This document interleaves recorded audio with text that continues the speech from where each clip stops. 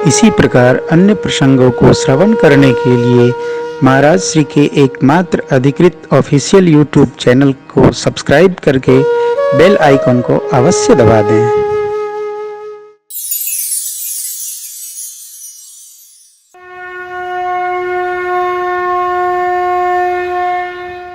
जिन्होंने भगवान को जाते देखा था अथवा भगवान ने जिनको देखा था वो सब परम पद के अधिकारी हो गए थे, परंतु भरत जी का जैसे दर्शन प्राप्त हुआ उनका तो आवागमन ही मानो समाप्त हो गया। क्यों ऐसा हुआ?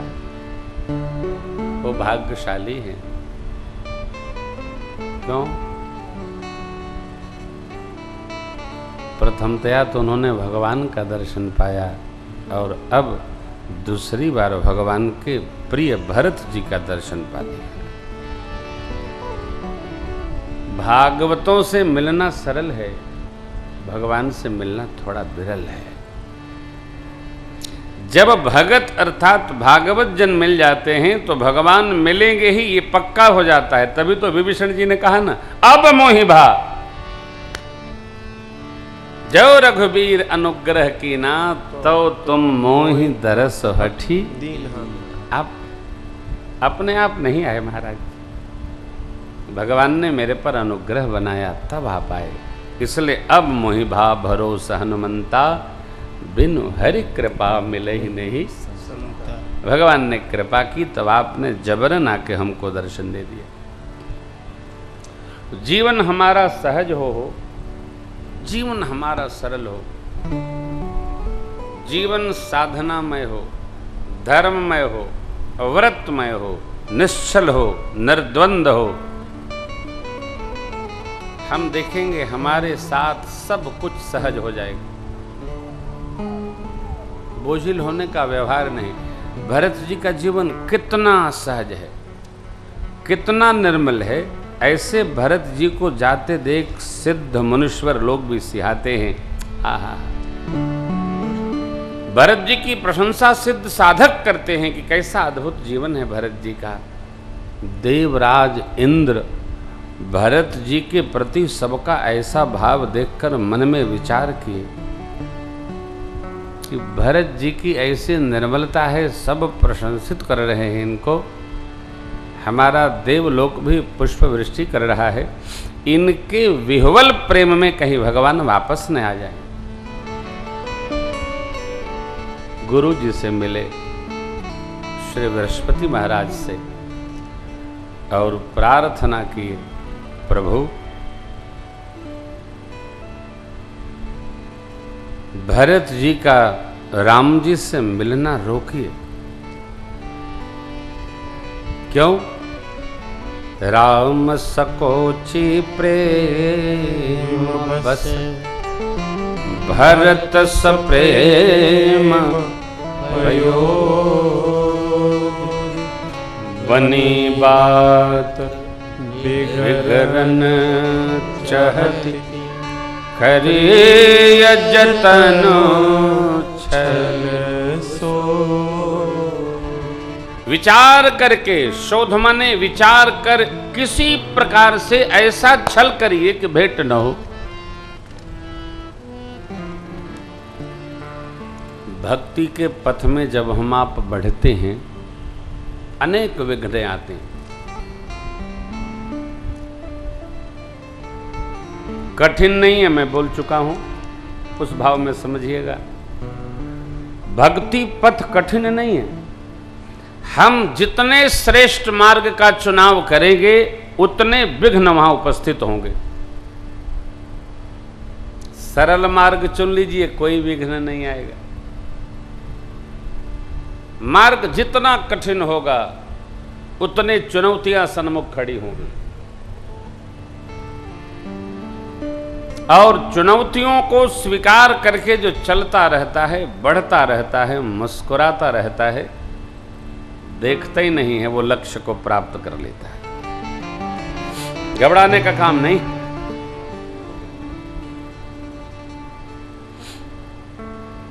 पहले जब हम कथा में जाते थे तो कई कथा में तो हमारे पूज्य पुरोहित जी पहली बार हमको बुलाए थे तो इनकी कथा का पंडाले उड़ गया।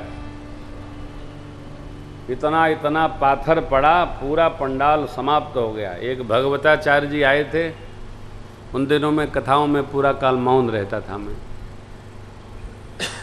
तो बोले निर्मल जी महाराज, श्रद्धाम वृंदावन के नए नए वक्ता मेरी तरह वो भी थे। बोले महाराज यहाँ तो खाने को भी नहीं है, तो आप यदि अपना मंगल चाहते हो तो आप भी मेरी तरह चले जाइए। हमने कहा घर जाएंगे तो माई मारेगी। उनका कहना है कि जब यहाँ से मोटरी गठरी लेके चले गए तो 9 दिन बादे लौटना, आना मत, चाहे जा कथा करना उधर अला। अरे भैया, फिर हम लोग वहाँ चंद्रभागा में जाकर बैठे प्रातःकाल, बनी कुटिया कीचड़ में, और भई 9 दिन कथा। अरे भैया, जुटे लोग गांव के,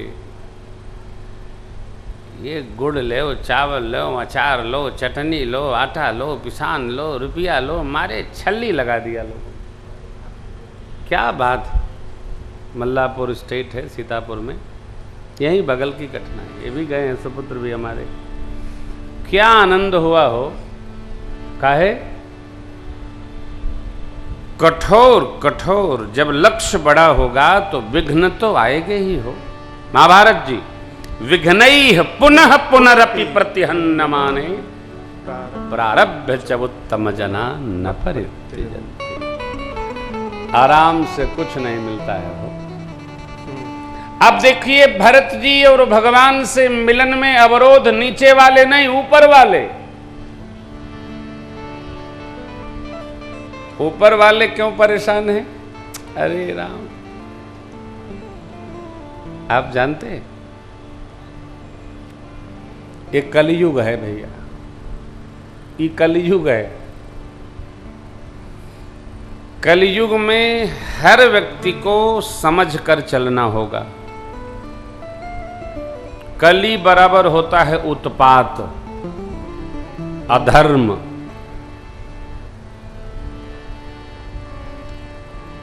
राम राम जप जी है सदा सानुराग रे, कली न विराग जोग जप तप त्याग रे। विनय पत्रिका। राम राम जप जी है सदा अनुराग। अरे यही कहा बाबा ने, वहां कहा और मानस में भी कहा, नहीं कली कर्म न भगति विवेक, नहीं कली कर्म न भगति विवेक, राम नाम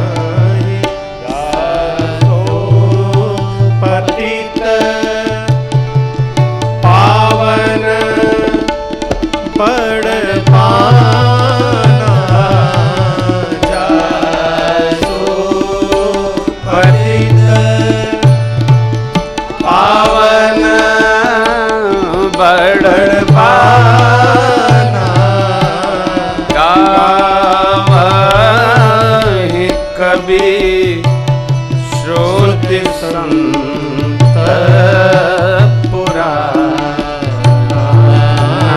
गावहि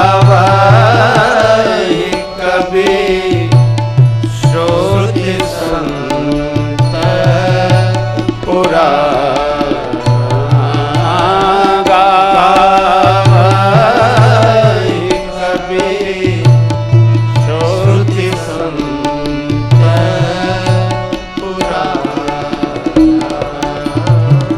ताहि भजहि मन तज कुटिलाई। कलयुग कलमश भरा है, कलमश प्रधान है। राम कथा, राम नाम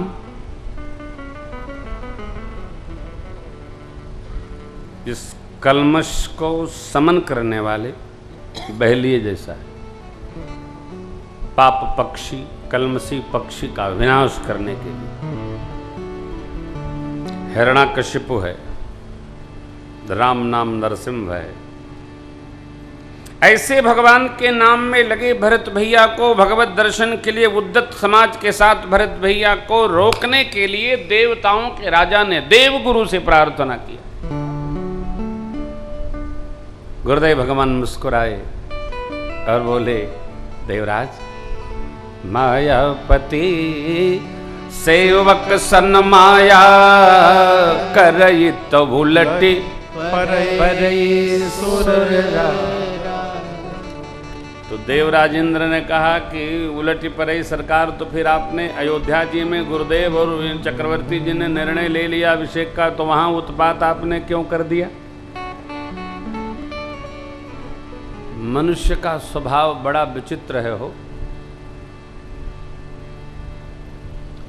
एक बार किसी को सहयोग कर दीजिए और दोबारा मना कर दीजिए तो वो तुरंत खड़ा हो जाएगा वकील बन करके। क्या वकील साहब क्या कहते हैं? अच्छा आपने पहले क्यों किया? ले भैया, अरे पहले इसलिए किया कि राम जी की इच्छा थी, तब किछु कीन राम रुख जानी। अब भगवान हिसाब नहीं रखते, ये प्रभु का स्वभाव है हो।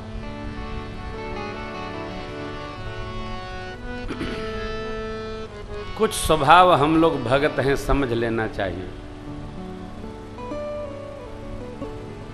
भगवान का स्वभाव है कि अपने प्रति कोई कितना बड़ा अपराध कर जाए उसको भगवान स्मरण नहीं रखते हैं, और कोई उपकार एक बार कर दे तो भगवान उसका विस्मरण नहीं रखते, हमेशा स्मरण बना के रखते हैं कि ये हमारे प्रति ऐसा किया। इसलिए तो छोटी भी पूजा करिए ना तो उसका फल प्राप्त हो जाता है। क्यों? भगवान अपराध का स्मरण नहीं रखते, और उपकार करे तो उसका विस्मरण नहीं करते, उसको स्मरण रखते। सरकार का स्वभाव है, कहते हैं, सुन सुरेश रघुनाथ स्वभावो निज अपराध रिसाहीन का। जो अपराध भगत कर राम रोष पावक सोजन। बस लोक और वेद दोनों में यह कथा प्रसिद्ध है।